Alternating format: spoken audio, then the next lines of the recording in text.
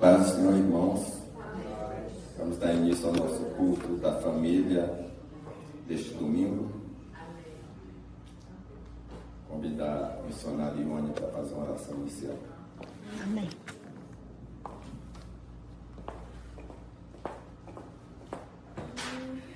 Vamos ficar de pé, né? Eu sei que o pessoal está cansado, mas é só para dar uma esticada. Vamos orar. Senhor, meu Deus e meu Pai, nessa noite, Senhor Jesus, nós estamos aqui na Tua presença para Te louvar, engrandecer o Teu nome, para falar das Suas bondades, misericórdia com a nossa vida, Senhor Jesus. Que o Senhor venha fazer milagres aqui nessa noite. Sei que somos poucos, mas a Tua palavra diz que onde tiver 2 ou 3, ali o Senhor estará presente. Que o Senhor esteja presente entre nós, trazendo, Senhor, alegria aos nossos corações, fortalecendo-nos, Senhor, na unidade da Tua igreja. Pai, em nome de Jesus, nós cremos, Senhor, nas Tuas promessas. Cremos que o Senhor vai fazer milagres. Cremos que o Senhor tem curas aqui nessa noite. Cremos na Tua bondade e misericórdia. Que nós possamos sair daqui deste culto nessa noite restaurados, Pai, pelo poder que há no nome de Jesus. Que o Senhor venha, Senhor, nos falar o nosso coração, trazendo a revelação da Tua palavra, através do pastor Genilmar, que vai ministrar nessa noite. Nós Te louvamos e Te agradecemos em nome de Jesus. Em nome de Jesus. Amém. Amém. Glória a Deus.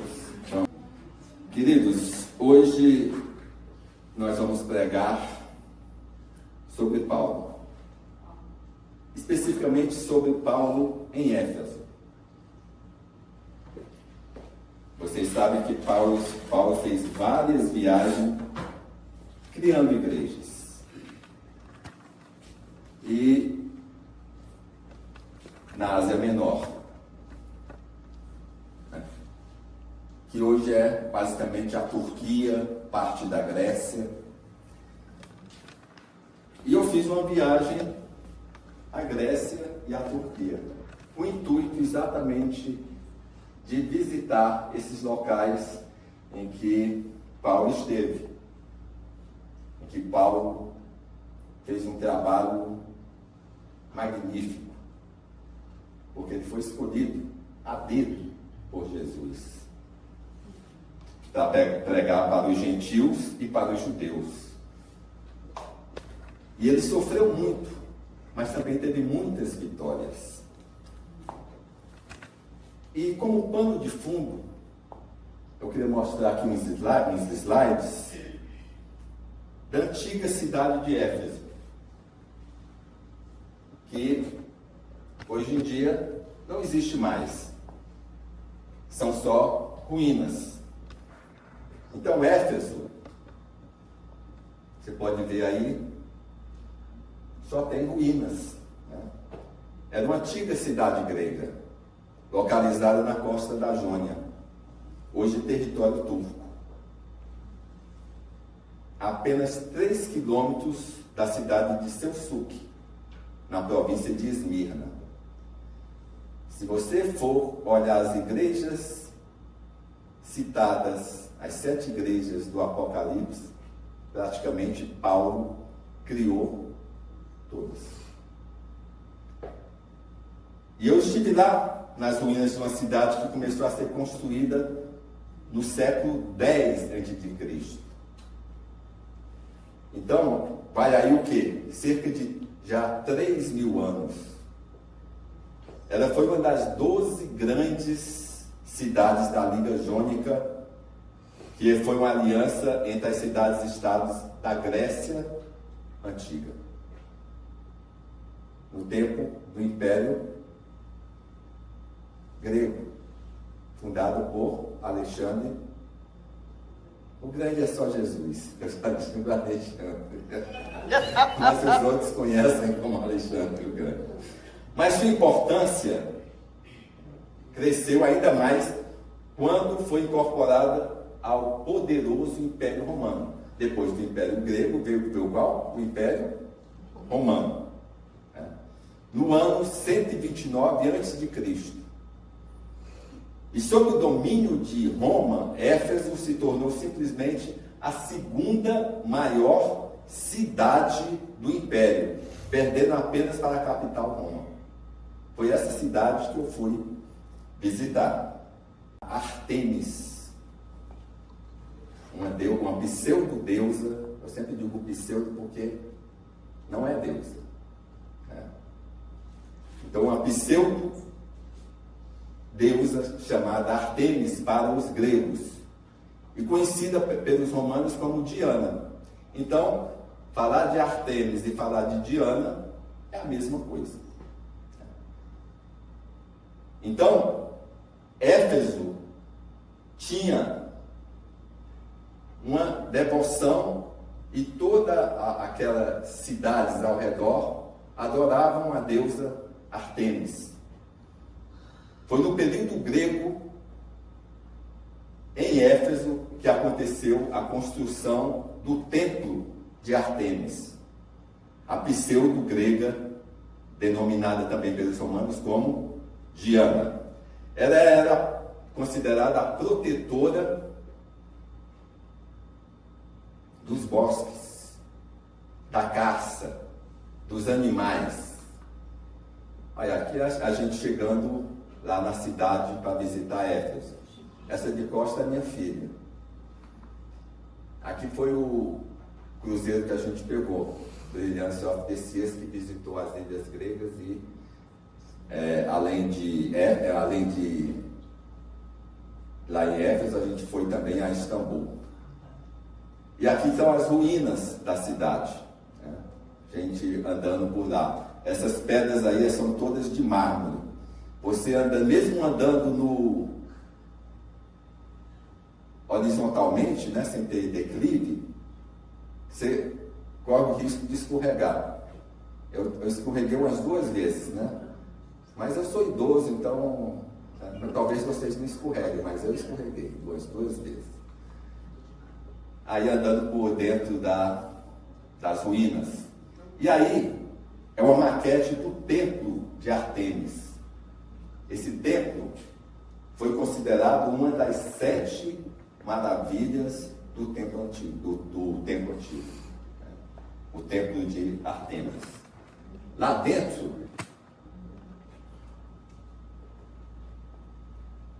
aqui só falando ainda sobre o templo. Você está vendo esse monte de coluna aí? São 127 colunas de mármore dispostas em filas duplas. Todas decoradas com obras de arte, tendo cada uma delas uma altura de 20 metros. Esse templo tinha 138 metros de comprimento e 71 metros de largura. Era um templo majestoso para essa pseudo-deusa. E no seu interior tinha essa estátua enorme de Artemis, em ébano, ouro, prata e pedra. Ela era venerada por todos aqueles dessa região da Ásia Menor. Foi onde Paulo se meteu. Num local onde havia uma profunda idolatria a esta deusa. Esse monumento levou 200 anos para ser erguido. E sabe o que aconteceu com ele? Resta apenas. Falando ainda um pouco sobre a deusa Artemis. Artemis, falei que era a deusa da caça, né? Você vê lá um bichinho nos pés dela. E a Diana, eles incorporaram, além de ser deusa da caça, incorporaram também que ela era a deusa da fertilidade. Esse monte de bolinha aí são ovos, né? Simbolizando a fertilidade. Agora, do templo de Artemis, aquele que a gente viu na maquete, olha o que sobrou. Uma única coluna de 127 colunas, todo destruído. Porque quando Deus entra, a idolatria é destruída. Amém. Lá em Éfeso,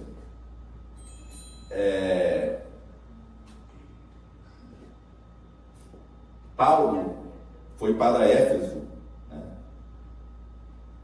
Depois da morte, ressurreição e ascensão de Jesus aos céus. Paulo foi morar em Éfeso, né? E, segundo a tradição, Paulo viveu seus últimos anos lá em Éfeso. Há estudiosos que acreditam que o Evangelho de João, todo o Evangelho de João foi escrito lá em Éfeso. E agora a gente já está falando um pouco, não só da parte de Éfeso, de monumentos, de idolatria, mas também Éfeso, onde superabunda o pecado, superabunda a graça. Então, lá, João viveu seus últimos anos. Há estudiosos que acreditam que o Evangelho de João pode ter sido escrito lá, porque morou lá depois, né?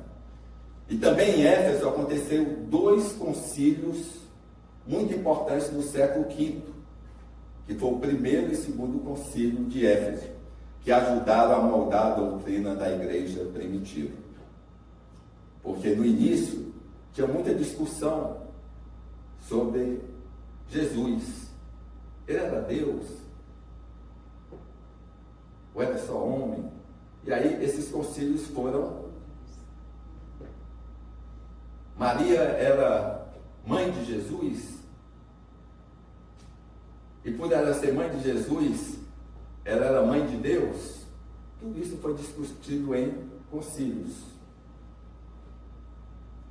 Então, lá, a tradição diz que o túmulo de João foi nesse local aí, e nesse local eles construíram a Basílica de São João.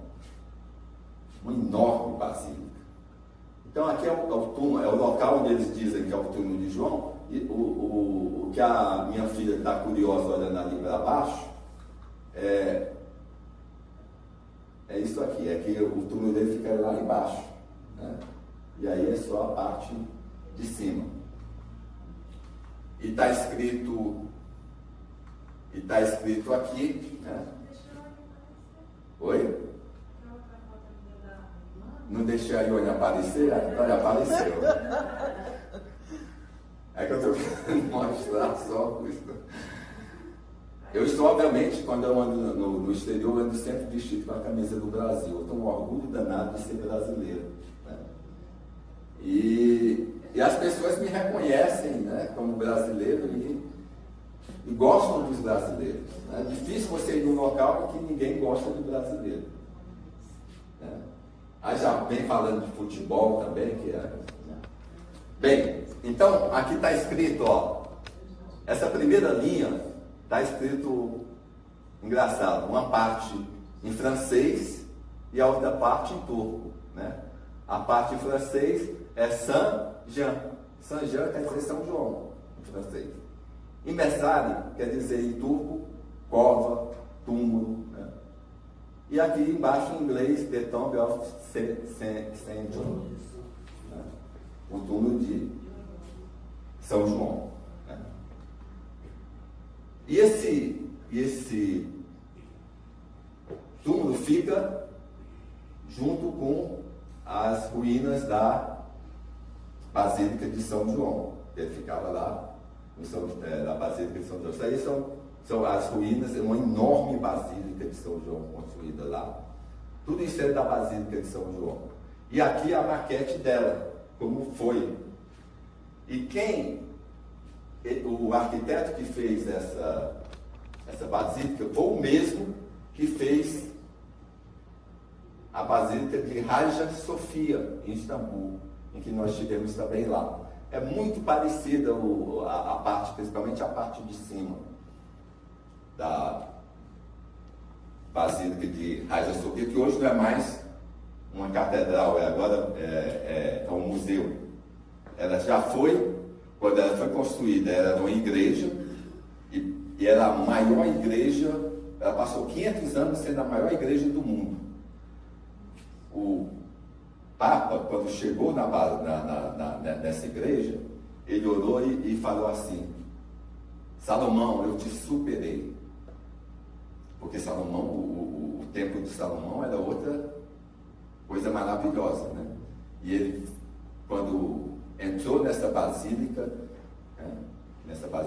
nessa igreja, ele exclamou dizendo que tinha superado Salomão. E então essa igreja, começou a igreja, depois os turcos invadiram e transformaram ela numa mesquita. Depois de várias discussões tal, resolveram colocar ela como um museu, né? E por ser mesquita, para você entrar em qualquer mesquita lá na Turquia, né, você não paga, você entra, né? Só tem que usar véu, as mulheres, né? Os homens têm que estar cobertos também até o joelho, pode entrar de bermuda, mas não é paga. Agora, como enquanto era mesquita, a entrada era grátis.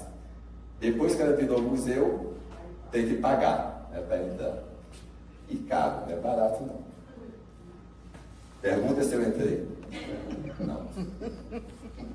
Só olhei por fora, tirei foto por fora e pronto, tá bom demais, né?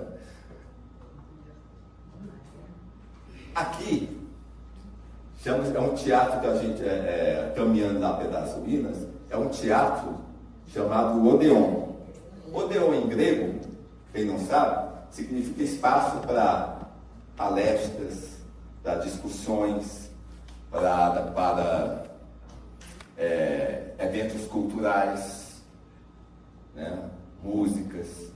Quem é mais antigo aqui sabe que teve uma gravadora chamada Odeon, que tinha uns grandes, né? É do meu tempo também, né? Eu conheci essa, né? No meu tempo a gente tinha aquele disco de vinil e rodava lá o negócio Odeon lá rodando. Então, por isso que chamou Odeon, né? Gravadora tinha a ver com espetáculo e tal. Então, esse teatro aí, daí ele por cima, são 2 andares de teatro. Essa é a rua principal de Éfeso, né?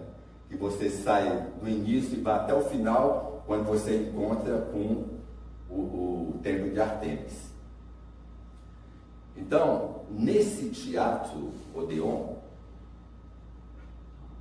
eu estava sentado aí e estava me lembrando do que os teólogos falavam. Foi onde, provavelmente, Paulo, por muito tempo, porque Paulo passou em Éfeso cerca de 2 anos e meio a 3 anos, pregando em Éfeso.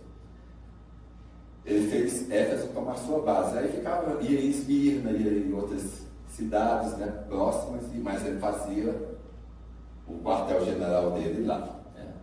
Então, toda vez que Paulo chegava na cidade, ele ia para como é que chama o negócio dos judeus? A igreja dos judeus? Sinagoga. Ele ia para a sinagoga para pregar, né? Aí ele era apresentado: é Paulo.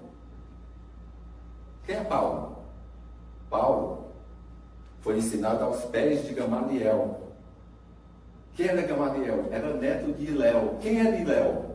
Hilel foi o fundador da principal escola judaica. Então ele tinha um prestígio. Quando ele chegava na sinagoga, todo mundo queria que ele pregasse. Aí todo mundo pensava que ele ia pregar falando só sobre o Antigo Testamento. E ele vinha com a mensagem de Jesus. Então ele era muito bem recebido, falava de Jesus, e muitos judeus se convertiam. E aí o pessoal, os fariseus, já começavam a questionar. Então lá em Éfeso ele começou pregando nas sinagogas, e depois expulsaram ele da sinagoga, ele contratou um local, que se vocês olharem na Bíblia, no capítulo 19, ele começou a pregar na escola de Tirano. E alguns estudiosos acreditam que a escola de Tirano é nesse local aqui, que cabia cerca de 1.500 pessoas sentadas. Né? Era um pequeno teatro, pequeno anfiteatro. Eu vendo esses anfiteatros, eu me lembrei da minha época de UNB. Quando você chega na UNB, né, para estudar, você sempre tem uns anfiteatros que ficam lá. O professor ensina lá embaixo, né, e a gente assistindo de cima. Né? Então, aí, mais na frente, você vai encontrar um outro anfiteatro. Só que esses aí são de 3 andares. E o que aconteceu aí? Esse anfiteatro era usado para espetáculos, para lutas de gladiadores. Tem até um cemitério de gladiador perto desse anfiteatro que os gladiadores disputavam. Um morria, o outro ficava vivo. O morto já ia por ser enterrado. Né? Então, e também foi um local onde eles usavam para lutas. Os gladiadores lutavam não só com gladiador, não, lutavam com feras também. Né? Tigres, leões, e eles começaram a botar os cristãos para enfrentar essas feras também. Aí mais na frente, os cristãos tentaram destruir esse teatro, porque sabeu da história que muitos cristãos morreram ali. É um local que você sente assim um peso espiritual grande. Né? Igual eu senti quando eu fui lá em Roma, no Coliseu. Né? Também acontecia isso aí. Então, João e Paulo estiveram em Éfeso, 2 apóstolos. O que foi que aconteceu? Por que eles estavam lá? Porque logo no início do cristianismo, foi que aconteceu. O diácono Estevão foi apedrejado. E aí o pessoal lá em Roma, lá em Jerusalém, né, o pessoal resolveu, todo mundo fez um êxodo, saiu lá de Jerusalém e foram aos arredores. E nos arredores começaram a pregar a palavra. Né? Filipe, por exemplo, para não falar só dos mais famosos, né? João, Tiago, Pedro. Né? Filipe foi para Samaria. Lá em Samaria, né, ele pregou. E tinha lá um cara que era feiticeiro, que era muito conhecido e todo mundo achava que ele fazia maravilhas e tal. Né? Tiago pregou o Evangelho de Jesus a ponto de convencer até o feiticeiro. O feiticeiro se converteu a Jesus. Ou seja, a palavra do Senhor converte até bruxo. Né? Amém. E Filipe fez maravilhas.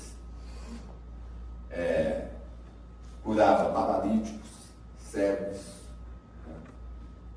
Graças ao poder do Espírito Santo que foi dado a ele no Pentecostes. Ok? Dito isso, vamos pregar sobre Paulo em Éfeso.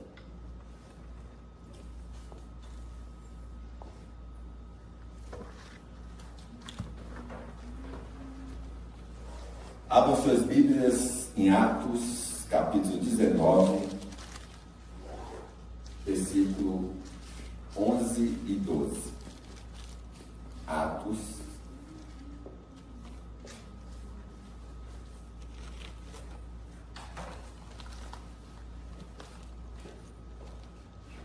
Todos encontraram?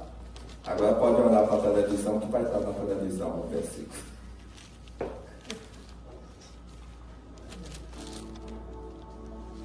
A palavra do Senhor diz o seguinte: e Deus, pelas mãos de Paulo,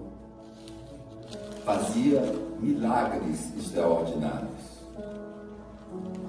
a ponto de levarem os enfermos lenços e aventais para o seu uso pessoal, diante dos quais as enfermidades fugiam das suas vítimas e os espíritos malignos se retiravam. Glória a Deus.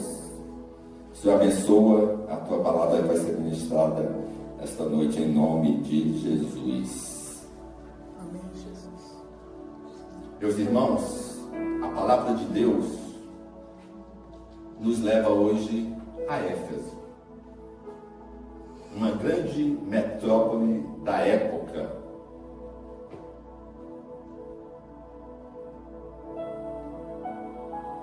Uma cidade movimentada, cheia de comércio, cultura e religião pagã.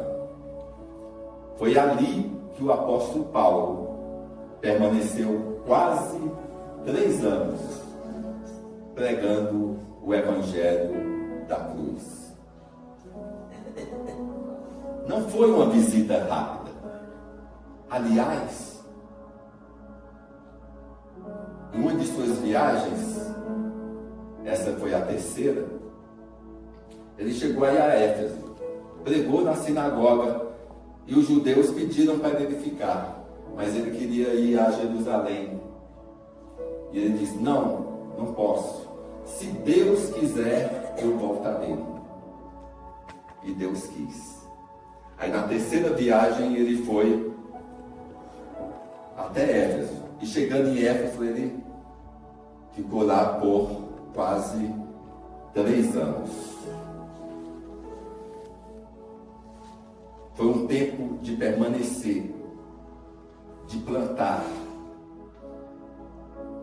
sementes da salvação, de regar vidas com a palavra de Deus.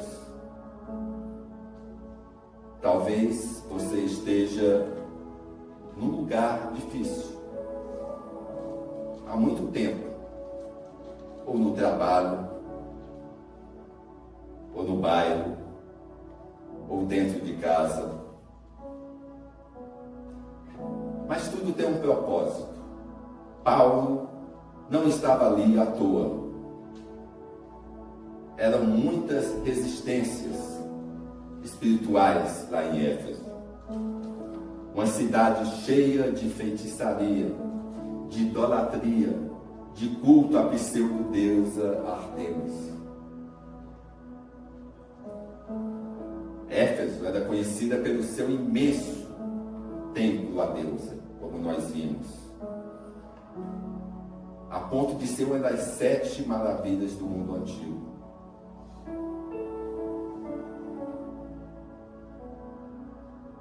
Restou um por um, só para mostrar que Deus não admite feitiçaria, nem idolatria.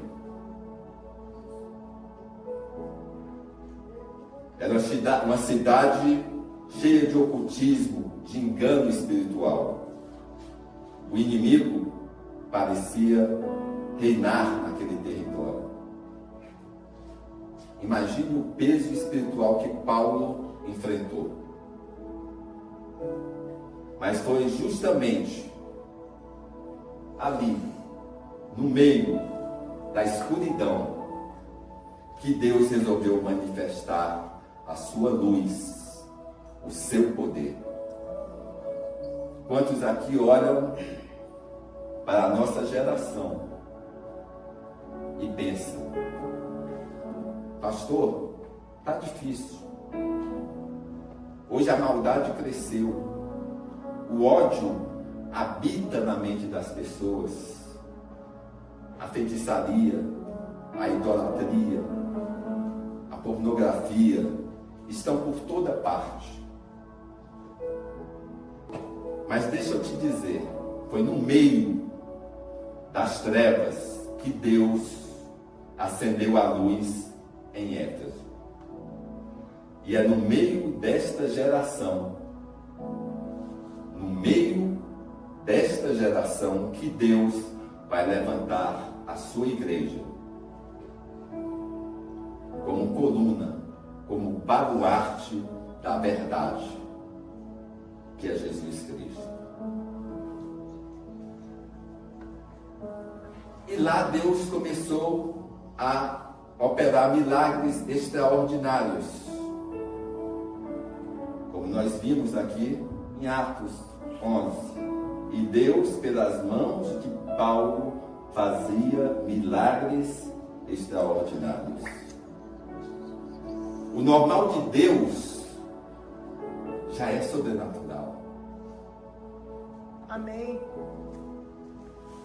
Glória a Deus. Mas Deus fez milagres extraordinários. Mas aqui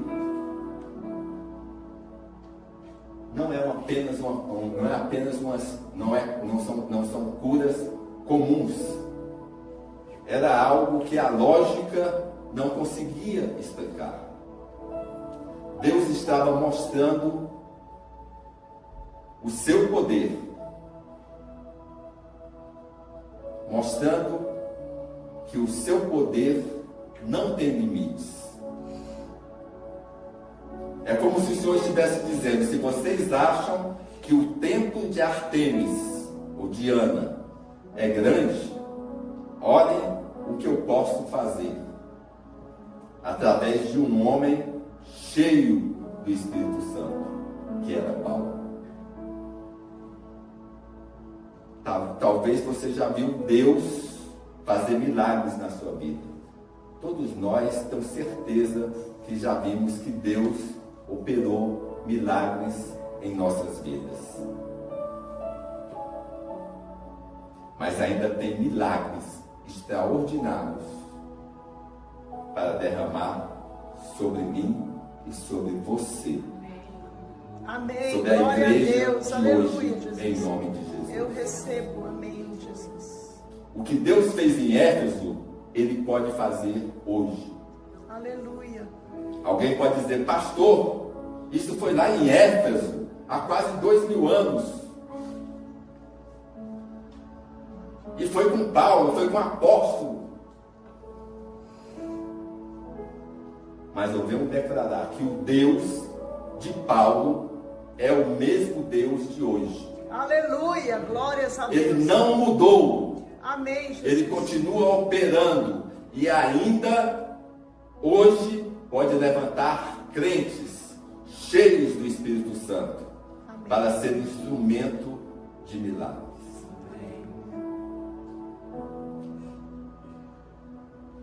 Nas nossas igrejas, aí pelo mundo afora, e eu digo nossas igrejas, nas igrejas de Jesus Cristo, independente de denominações, há testemunhos de curas, libertações em nossos cultos, lares transformados, vidas restauradas. Se Ele já fez, Ele pode fazer de novo. Amém. Glória a Deus. Eu citei o exemplo, no dia que eu voltei, da minha filha que perdeu o passaporte. Alguns anos atrás eu perdi o meu passaporte e Deus resolveu. E eu não perdi a viagem. E por coincidência foi um cruzeiro que a gente ia pegar e eu estava sem passaporte. Lá no Canadá. E aconteceu de novo com ela. Mas imediatamente eu me lembrei do milagre que Deus fez comigo. E tinha certeza que Deus ia fazer de novo. Porque Deus tem prazer em fazer milagres para aqueles que creem nele.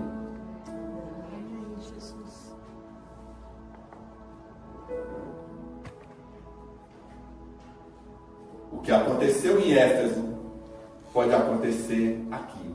Aleluia, Jesus. Cadeias sendo quebradas, Eu creio. enfermos sendo curados, famílias sendo libertas. Meu Deus, liberta. O mesmo Deus que ungiu Paulo está aqui para nos ungir. Amém, Jesus. O Espírito Santo paira aqui sobre esta igreja. Faz milagre. E é através do Espírito Santo que milagres acontecem.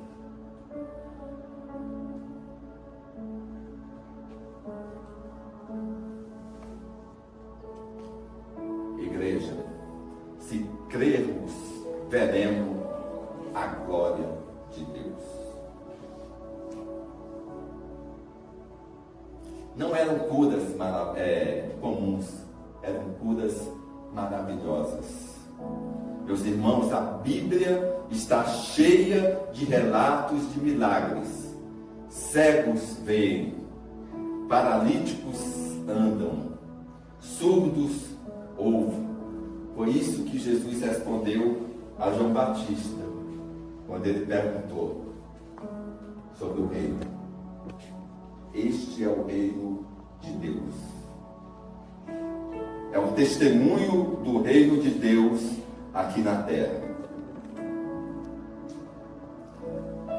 Às vezes nos acostumamos com milagres de Deus, mas Ele quer nos surpreender. Você pensa numa bênção pequena, mas Deus tem algo maior preparado para você. Aleluia, Jesus. Glória ao teu nome. Aleluia. Paulo trabalhava naquela época como fazedor de tendas. Seus aventais, seus panos de suor eram levados até os enfermos.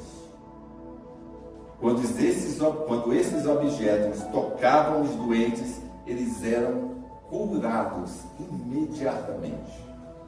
Glória. Olha a unção desses apóstolos, porque tinham o Espírito Santo.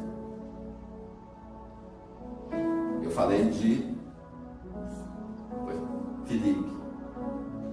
Pedro passava, a sombra dele curava. Que unção! Quando chegavam os oprimidos, tocavam nos panos de Paulo, os demônios fugiam. Olha que glorioso! Era como se o Senhor dissesse: eu não dependo de templo, de ritual, nem de método humano. Eu manifesto a minha glória até através de um simples pano de trabalho. Isso nos mostra que quando um crente está cheio da presença de Deus, cheio do Espírito Santo, até as coisas simples que ele toca podem se tornar canal de milagre na vida das pessoas que creem em Jesus. O poder não estava no pano, mas no Deus que ungiu Paulo. O segredo não era o lenço, não era o avental. O segredo era Deus que habitava em Paulo. Considere muito importante o que Jesus fez conosco. Ele disse: eu mando um outro Consolador. E esse Consolador, que é o Espírito Santo, habita em nós. Que sejamos cheios do Espírito Santo e veremos milagres acontecer. Amém, Senhor.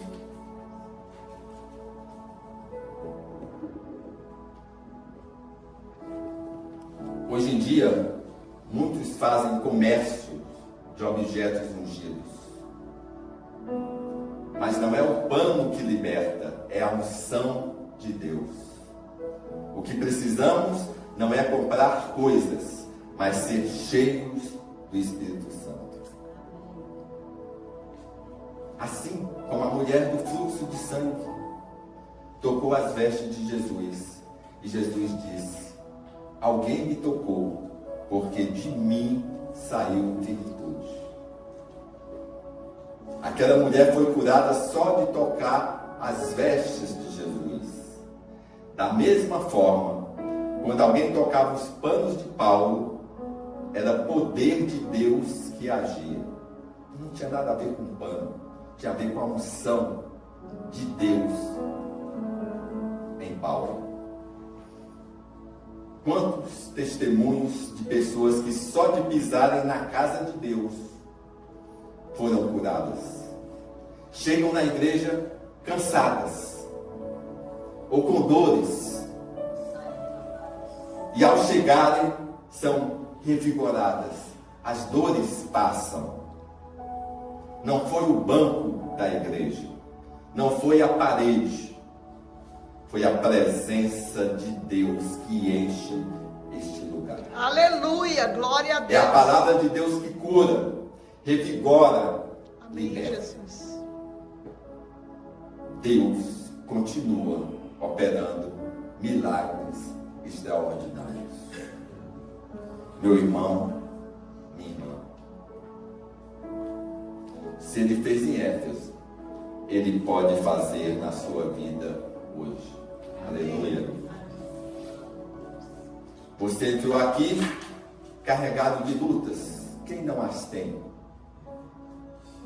Mas você pode sair daqui carregado de vitória. Aleluia, Jesus. Você pode ter entrado oprimido.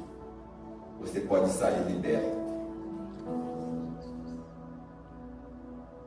Você pode estar com alguma enfermidade. Pode sair curada. Amém, glória a Deus. Não limite Deus. Ele não depende de medicina, do advogado, do patrão, de ninguém. Embora tudo isso venha dele. O avanço da medicina vem de Deus. Ele tem poder para fazer muito mais, abundantemente, além daquilo que pedimos ou pensamos. Éfeso 3:20. Olha só, Paulo escrevendo aos Efésios. O cenário de Éfeso era uma cidade dominada por idolatria. Ela era considerada uma cidade turística espiritual devido ao templo de Artemis. A idolatria dominava o coração do povo. Meus irmãos, o diabo continua levantando ídolos na vida das pessoas. Ídolos de pedra, mas também ídolos do dinheiro, ídolos do prazer, da fama. Hoje o inimigo ainda tenta ocupar o lugar que pertence somente a Deus. Em Éfeso, muitos praticavam magia e artes ocultas. Aí lá em Atos 19:19 diz que quando se converteram, aqueles bruxos, aqueles que praticavam magia, trouxeram os livros de feitiçaria e os queimaram diante de todos. E esses livros eram caros, eram de um valor altíssimo. Simplesmente eles jogaram no chão, tocaram fogo e queimaram. Isso mostra o quanto a cidade estava entregue ao poder das trevas. Hoje não é diferente. O que mais cresce no mundo é a busca por ocultismo. simpatias, feitiçarias modernas. Porque as feitiçarias, elas também se modernizam. Mas eu venho dizer que o mesmo Deus que quebrou os encantamentos em Éfeso quebrará também toda a obra do inimigo. Amém. Glória a Deus. Aleluia. Eu recebo. Seja na sua vida, na sua família ou na nossa Amém, nação. Jesus. Aleluia, Senhor. Guarda a nossa nação. Quanto mais idolatria se levantava, mais o poder de Deus se manifestava. Enquanto Diana era exaltada nos templos, Jesus era glorificado nas ruas. Onde havia feitiçaria, o Evangelho chegava com libertação. Onde havia escuridão, a luz do Espírito Santo brilhava. Glória a Deus. Lembre-se da saída do povo de Israel do Egito. Cada praga que Deus mandava era um confronto contra um deus egípcio. Cada um. Assim também em Éfeso. Cada milagre extraordinário era Deus mostrando: eu sou maior que Diana, maior que a magia, maior que o diabo. Aleluia, Jesus. Talvez você esteja vivendo um Éfeso moderno, no seu trabalho, na vizinhança, no Brasil. Você sente pressão das trevas, sente resistência espiritual. Mas assim como Paulo foi levantado em Éfeso, Deus também te levantou. Aleluia, glória a Para Deus. ser luz no seu trabalho, Amém, Jesus. na sua casa, na sua igreja. Talvez você seja o único crente na sala de trabalho, ou até na família. Você pensa, pastor, é pesado, é difícil. Mas foi no lugar mais difícil que Deus derramou os milagres mais extraordinários. Porque onde há trevas, Deus levanta tochas acesas. Você, cada um de vocês, é a luz do mundo. Aleluia, Jesus. Jesus, quando esteve aqui, disse: eu sou a luz do mundo. A palavra de Deus diz que a sua palavra é luz. E a terceira luz somos todos nós que cremos em Jesus e temos o Espírito Santo.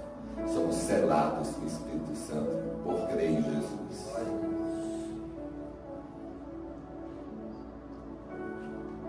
Eu creio que também na minha vida, que na sua vida, onde o inimigo tentar abundar com enfermidade, com escassez, com destruição, o Senhor vai superabundar Amém, com Jesus. vitória, Obrigada, com provisão, Senhor. com Amém, milagres, em nome de glória a Jesus. Deus. Aleluia, Jesus. Eu queria falar aqui um pouco sobre o princípio da unção que transborda. O corpo de Paulo estava tão cheio da presença de Deus que até os objetos que ele tocava nele levavam poder. E como acontece isso? A unção não se limita à pessoa, mas transborda. O salmista diz: unges a minha cabeça com óleo e o meu cálice se transborda. A Bíblia diz que até os lenços e aventais que tocavam em Paulo eram levados aos enfermos, e as enfermidades fugiam e os espíritos malignos saíam. Isso está em Atos 19:12. Isso é uma unção transbordante. Não era apenas quando Paulo impunha as mãos. Aquilo que estava nele passava para os objetos que o tocavam. Quando você está cheio do Espírito Santo, a bênção não fica só em você. Sua casa, seu trabalho, sua família, até lugares onde você passa, são impactados pela unção que você carrega. Vários testemunhos de pessoas crentes que chegam numa casa e seu vizinho, sua vizinha vivia com problemas sérios, mas quando você chegou, a unção transbordou a ponto do seu vizinho ter resolvido o seu problema. Quantas vezes no trabalho, uma simples palavra que você diz, você resolve a vida de uma pessoa que não conhecia Jesus e começa a reconhecer Jesus em você.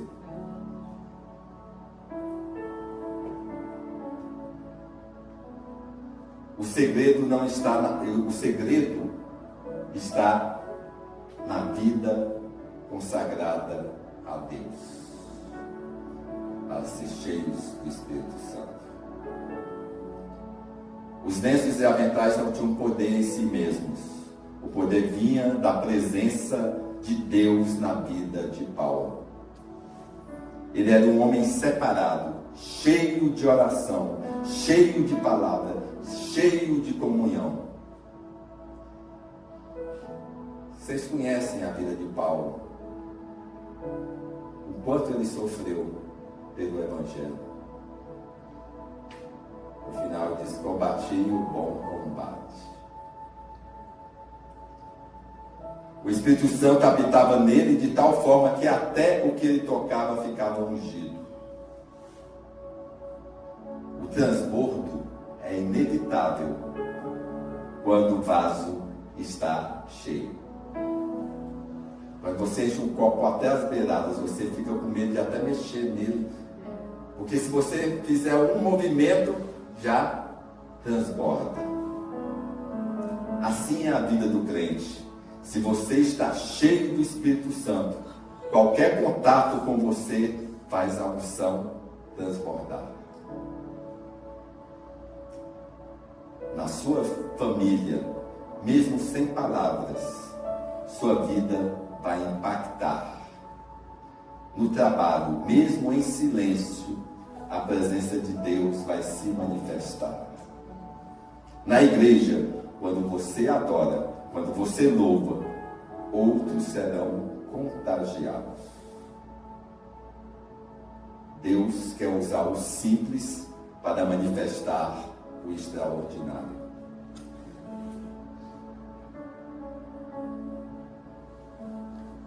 Deus pode usar uma oração no celular, uma mensagem no WhatsApp, uma simples palavra de fé para curar alguém, ou levantar um coração abatido.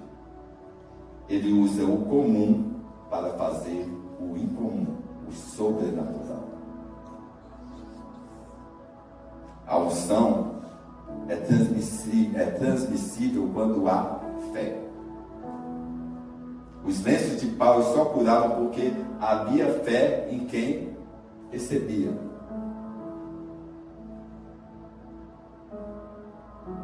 Teve um episódio,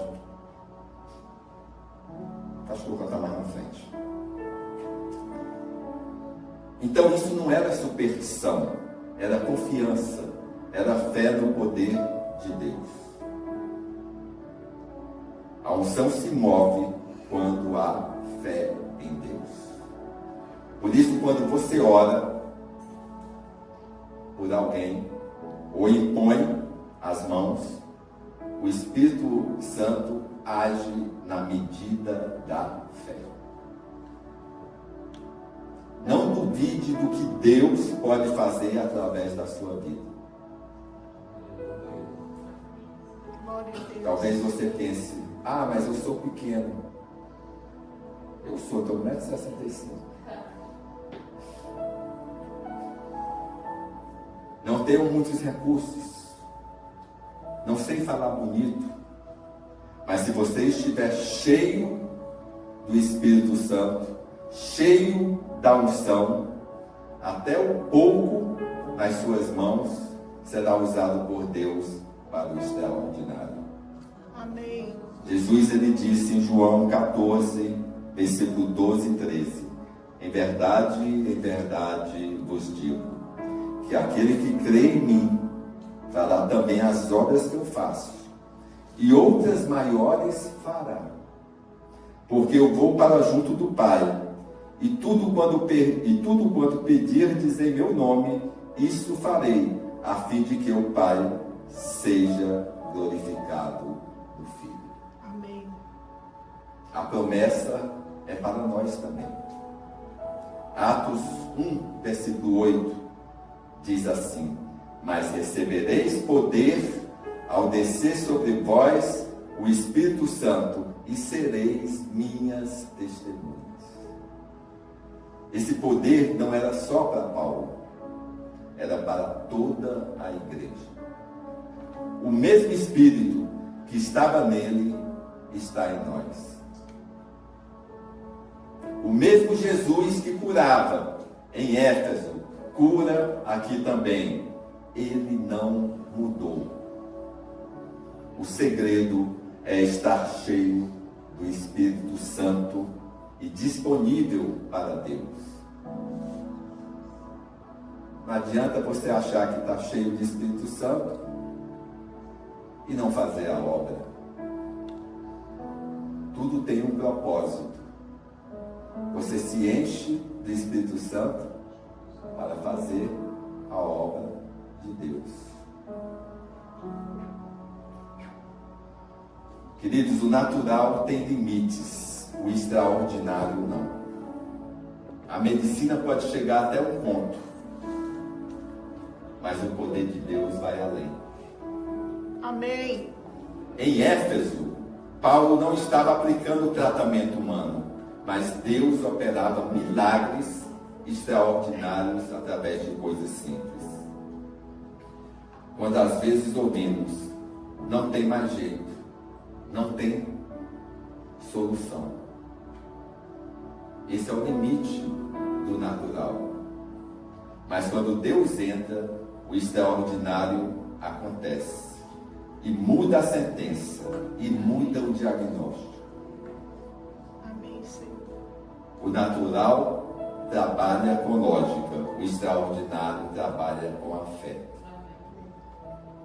No natural não faz sentido um pedaço de pano curar. Mas no extraordinário a fé conecta o céu com a terra. No natural diz, isso é impossível. O extraordinário diz, para Deus nada é impossível. Lembra Pedro andando sobre as águas? No natural ele deveria afundar. Mas no extraordinário caminhou sobre o mar. E foi o único que teve fé de fazer isso. E poder contar para todos, e os outros ficaram lá só vendo o milagre acontecer nele, porque não tiveram fé suficiente para fazer o que ele fez. O natural é limitado ao que os olhos veem, o extraordinário ao que Deus declara. Os olhos naturais em Éfeso viam apenas lenços e aventais, mas os olhos da fé viam o poder de Deus sendo transmitido, e por isso as pessoas eram curadas e libertas. Às vezes, talvez você veja só a sua conta bancária vazia no final do mês, ou até antes dele acabar. Uma família em crise, uma saúde debilitada, mas Deus, ele vê o milagre, a provisão, a restauração que já preparou para você. natural precisa de recursos. O extraordinário precisa de oração e de fé. Fala aqui também de obediência. No natural, para curar alguém, é preciso um médico, remédio, estrutura. No extraordinário, basta uma palavra, uma oração, um ato de fé. Paulo não distribuiu medicamentos, ele apenas deixou Deus agir, através daquilo que ele tinha em mãos. Eliseu mandou Naamã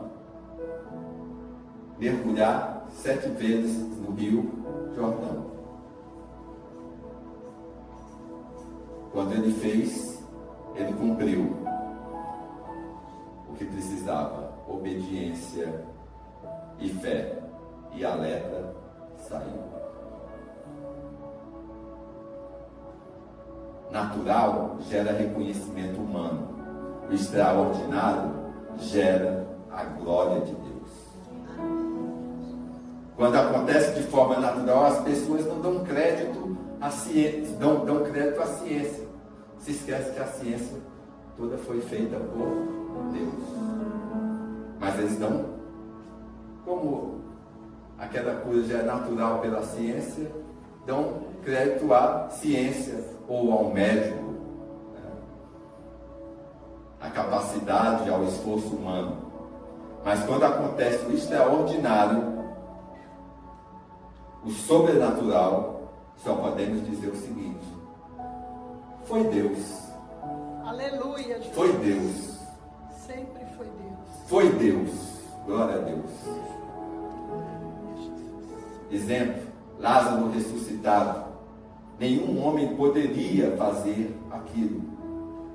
Todos viram que era obra do Senhor. O extraordinário de Deus é para a glória do nome de Jesus. Os milagres em Éfeso não foram para exaltar Paulo, mas para glorificar Jesus Cristo. Quando Deus faz o extraordinário na sua vida, é para que o mundo veja que Jesus é real, é poderoso, é digno de ser adorado. Quando confiamos em Deus, Ele nos tira da lógica humana e nos coloca no território de milagres. Aleluia.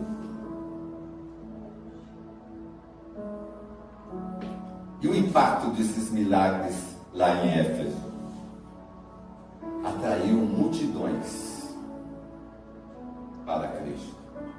Uma cidade totalmente depravada, cheia de bruxaria, idolatria, feitiçaria e todas as mais. Mas quando começava a ver os enfermos sendo curados, os endemoniados sendo libertos, as pessoas não puderam negar: há um Deus vivo operando através de Paulo. Quando Deus opera milagre em você, vizinhos, familiares e até os incrédulos têm que reconhecer que Jesus é real em você.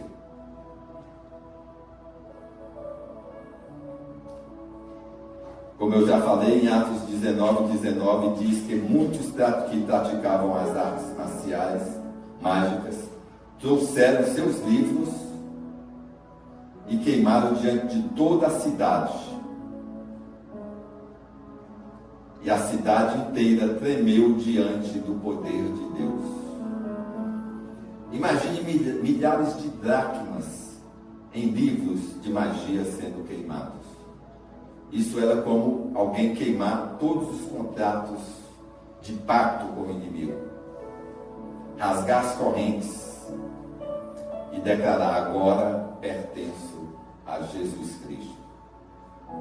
Quando o poder de Deus se manifesta, a feitiçaria cai por terra. Amém, O Jesus. espiritismo, Aleluia. perde espaço, perde força. E a idolatria não resiste ao nome de Jesus. Pregue a palavra de Deus com ousadia, com poder e fé, e até os bruxos se libertarão e se converterão. Os milagres lá em Éfeso desafiaram os interesses econômicos da idolatria. A cidade de Éfeso vivia do comércio dos templos e das imagens da deusa Ártemis. Mas quando o evangelho começou a transformar vidas, o lucro dos idólatras caiu. E os ourives se revoltaram. Isso está em Atos capítulo 19, versículo de 23 a 27, que não vou ler. Mas aconteceu que um ourives chamado Demétrios, um artesão, que fabricava imagens de Ártemis para vender. E eles viviam disso. E a população começou a deixar de comprar. E aí eles fizeram uma revolução. Todos os artesãos que viviam da idolatria a Ártemis. E foram naquele estádio, naquele anfiteatro maior, de 3 andares. O Odeon tinha 1.500, tinha capacidade de 1.500 pessoas. Era para uma escola, onde Paulo provavelmente tenha pregado. Eu me senti lá sentado e imaginei Paulo pregando para mim. São coisas que passam na cabeça quando você sabe da história. Mas naquele anfiteatro maior, era para 25.000 pessoas. E aquele pessoal que vendia as imagens da deusa Ártemis e viviam do comércio de levar pessoas para visitar o templo, se reuniram lá e começaram a gritar: grande é a Diana dos Efésios. Grande é a Diana dos Efésios. E eles estavam tão endemoniados que eles falaram essa frase por 2 horas. Só repetindo isso. É uma histeria coletiva enorme. Até que conseguiram acalmar. Quando Paulo soube, quis ir lá falar com eles. Mas os seus discípulos não o deixaram, porque ele podia ser linchado. Eu não poderia deixar de citar que Paulo, quando foi para Éfeso, ele foi de Corinto para Éfeso. E lá em Corinto ele conheceu 2 pessoas, um casal, Priscila e Áquila, que eram também fazedores de tenda. E Paulo trabalhava e pregava. Trabalhava e pregava. E quando ele foi para Éfeso, ele levou esse casal, que continuou ajudando Paulo na obra de Deus. Esse casal conheceu Apolo lá em Corinto e apresentou Apolo para Paulo, que foi outro pregador de mão cheia. Alguns acham até que o livro de Hebreus foi escrito por Apolo.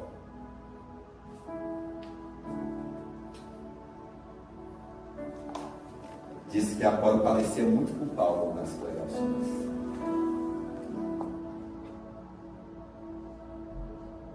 Os milagres abriram espaço para a palavra. Atos 19, 20 declara: assim a palavra do Senhor crescia poderosamente e prevalecia. Aleluia. Oh, glória! E continuar pregando. Uma cidade cheia de idolatria, ver a palavra de Deus prevalecendo. Ou seja, os milagres não eram um fim em si mesmos, mas um meio para que a palavra fosse recebida. O maior impacto do milagre não era apenas a cura do corpo, mas a salvação da alma. O milagre abre o coração para ouvir e crer em Jesus Cristo. Jesus Cristo. Os milagres mostraram a supremacia de Jesus sobre demônios. Até os exorcistas judeus tentaram expulsar demônios usando o nome de Jesus, mas sem autoridade, sem o Espírito Santo. E eles foram envergonhados. Os filhos de Seva, eles viram Paulo expulsando demônios no nome de Jesus. E eles chegaram e tentaram fazer a mesma coisa. Ah, ele faz desse jeito, eu vou fazer. Foi fazer isso num endemoniado. O endemoniado chegou perto e disse: eu não te conheço. Eu conheço quem é Paulo, mas eu não te conheço. E deu uma surra nele que ele se arrependeu de ter feito isso. Porque não basta dizer o nome de Jesus, tem que crer em Jesus. Tem que estar cheio do Espírito Santo. É o nome de Jesus que tem poder naquele que nele crê. Hoje ainda é assim. Nenhuma religião, filosofia ou feitiço pode resistir à autoridade do nome de Jesus. Os milagres em Éfeso não ficaram só dentro da igreja.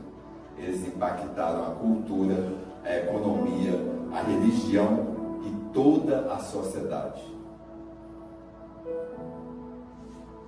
Éfeso foi lá em Éfeso, a igreja que Paulo fundou, foi uma das igrejas, das 7 igrejas do Apocalipse.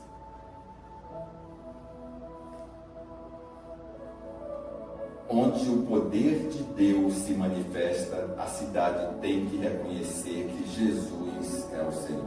Amém. Glória a Deus. Aleluia. O milagre abriu os olhos para a verdade. O milagre que você precisa não é só para te aliviar, mas para aproximar você de Deus. Quantas pessoas chegam à igreja buscando uma cura e acabam encontrando a vida eterna?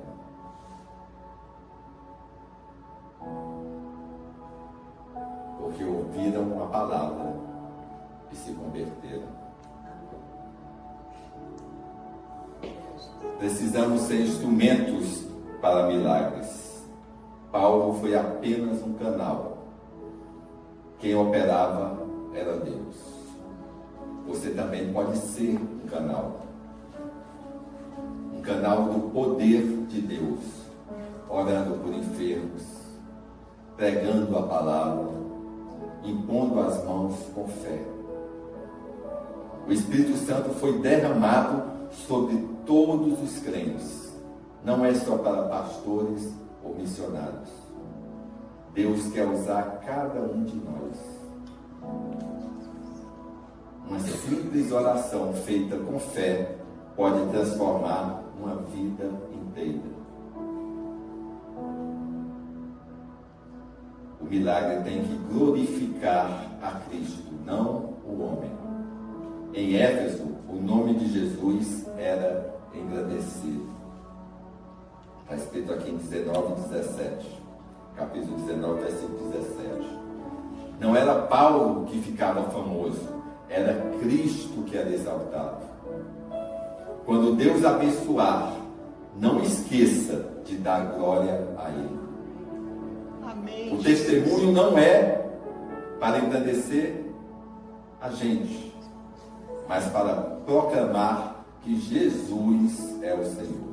Amém, Deus.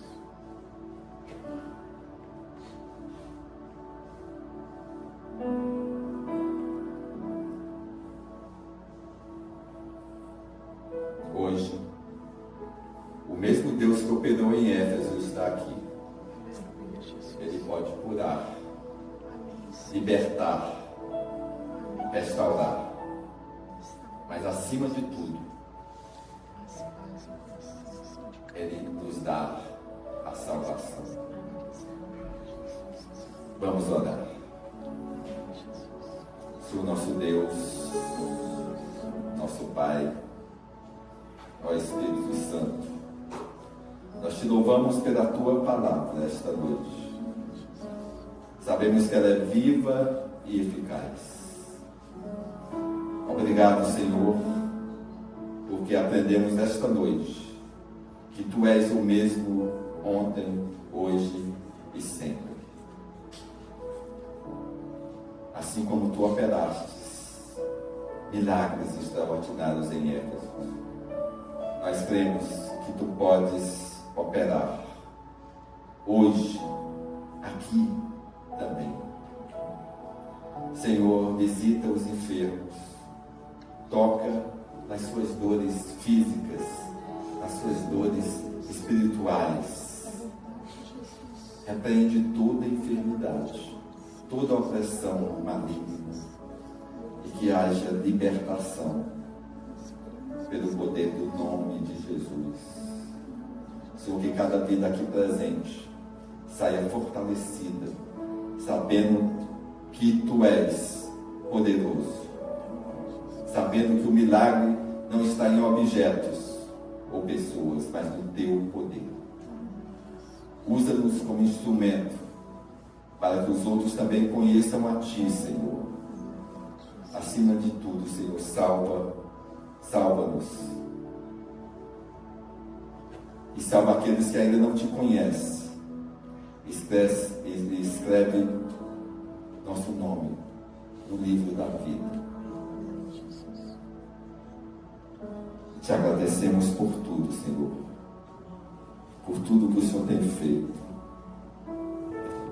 Te agradecemos, Senhor, pelos nossos filhos. Te agradecemos, Senhor, pelos irmãos. Te agradecemos, Senhor, porque, embora sejamos em número pequeno, nós estamos aqui, Senhor, para agradecer o teu nome, exaltar o teu nome. Pai, cuida de nós, é o que te pedimos, agradecidos em o nome de Jesus.